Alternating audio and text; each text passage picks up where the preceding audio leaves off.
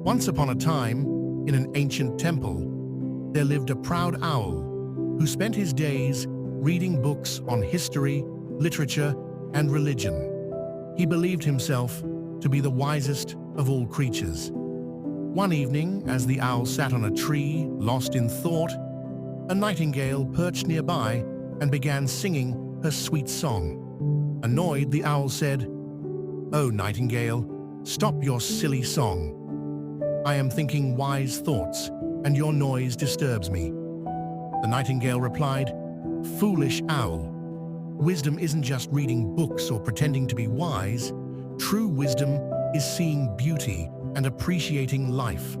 Only the truly wise can enjoy my song." The owl fell silent, realizing the truth.